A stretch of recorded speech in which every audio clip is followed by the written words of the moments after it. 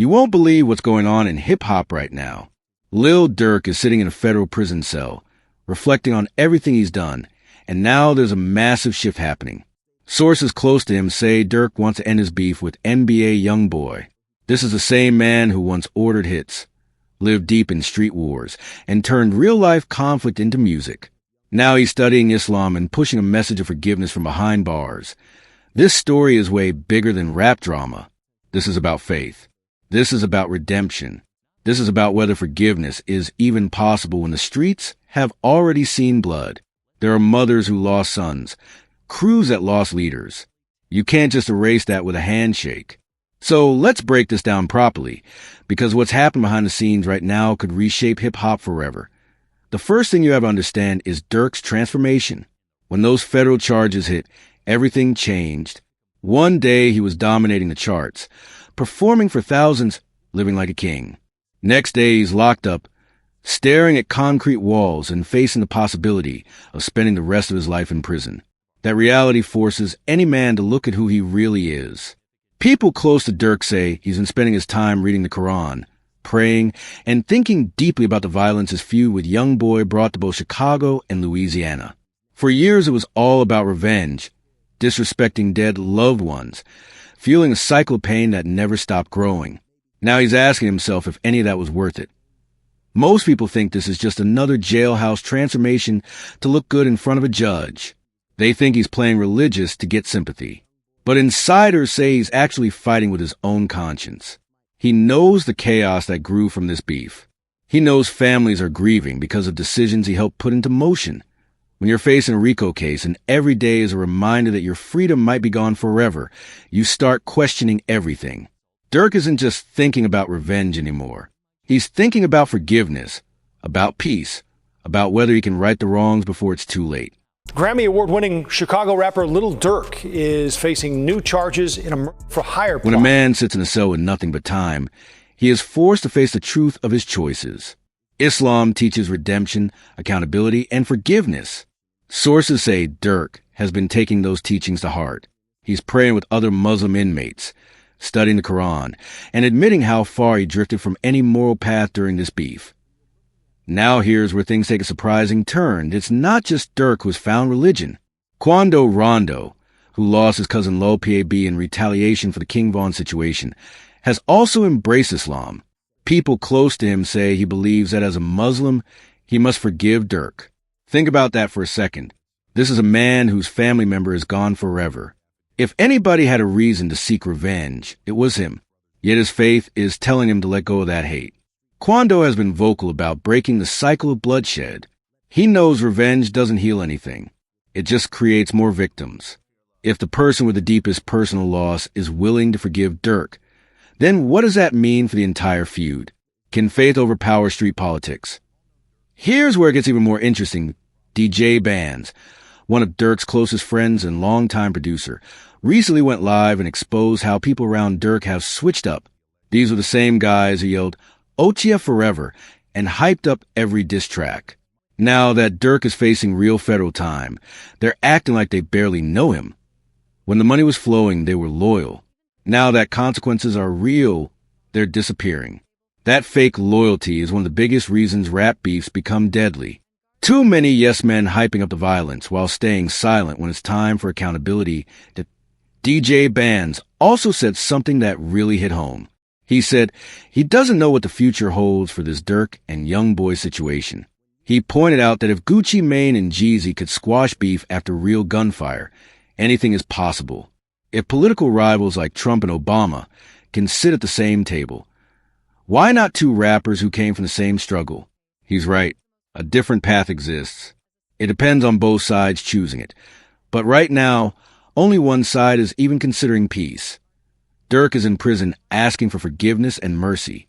Meanwhile, YoungBoy is on stage night after night performing his Durk diss tracks.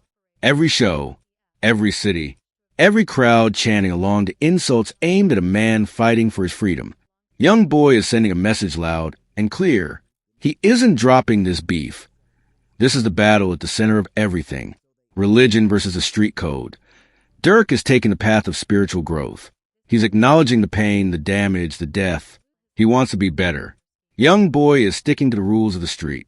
Never fold, never forgive, never let disrespect slide. Which path will hip-hop follow? There's another layer. Street politics and betrayal. The moment consequences arrive, the snakes show themselves. The ones who encourage violence are silent now. They never wanted peace. They wanted clout. They wanted streams. They wanted drama. They didn't have to bleed for the same time. The cultural shift is real. Hip-hop has always been influenced by Islam, from the pioneers to today. But Durk and Quando represent something deeper. They aren't converting for image. They're turning to faith to escape trauma that fame couldn't fix. If their message becomes forgiveness instead of revenge, they can inspire a generation. Still, nobody can ignore the legal reality. Durk isn't just praying. He's preparing for a federal case that could erase his freedom forever. Facing a RICO charge makes anyone rethink their life. Maybe this is real change. Maybe it's strategy. Only time will reveal the truth. Finally, the media has power here. If the narrative becomes peace and redemption, that pressure can help make peace real. But if the story stays focused on beef and bodies, this cycle might never end, because stories shape decisions. Hip-hop responds to what the world pays attention to. YoungBoy performing those diss tracks in every city sends a loud message. He is not ready for peace. He is not willing to let the streets forget. The media eats that up because drama sells better than reconciliation. Peace doesn't trend. Beef does. So there's always going to be pressure to keep this conflict alive instead of letting forgiveness take the stage. Now we have to look ahead. What happens next? If Durk stays on this path of spiritual change, will it pressure YoungBoy to rethink his stance? Or will YoungBoy's refusal to back down make peace impossible? Reconciliation only works when both sides are willing. Right now, that balance does not exist. Durk's future might decide everything. If he beats the charges or comes home with a lighter sentence, he could return to the industry with a new mindset and push hard for peace. If he gets buried in the system, the beef may continue through others in the streets, long after he's gone from the public eye. Then there's the fans. Hip-hop culture has a dangerous love for conflict. People cheer for disrespect. They want chaos more than closure. That pressure can fuel the fire even if the artists want to move on. That is, oh, here's the real bottom line. This is a live battle between two different codes of life. Durk is trying to choose forgiveness. YoungBoy is choosing revenge. Quando Rondo choosing peace proves that a heart full of pain can still choose a new direction. Religious conviction can break generational cycles. It can heal deep wounds. It can save lives. Unless the other side refuses to let go if nothing changes, young men in neighborhoods across America will continue this war for them. They will shed blood in the name of rappers who might one day shake hands. That's the tragedy of street loyalty. The fans die for a conflict that the artists eventually walk away from. Even with all that pain, there is still hope. DJ Bands is right. Gucci Mane and Jeezy showed the world that sworn enemies can stand on the same stage if they finally decide enough is enough. The real question is simple. Is Durk's transformation real? And will YoungBoy ever decide that peace is worth more than pride? The culture is watching. Every kid who looks up to these artists is watching. Whatever path they choose will set the tone for the entire next generation. S.O. Tell me in the comments. Do you think this beef ever ends? Is forgiveness possible here, or is the street code too powerful to break? Make sure you subscribe because this story is nowhere near finished. This is more than music, more than a feud.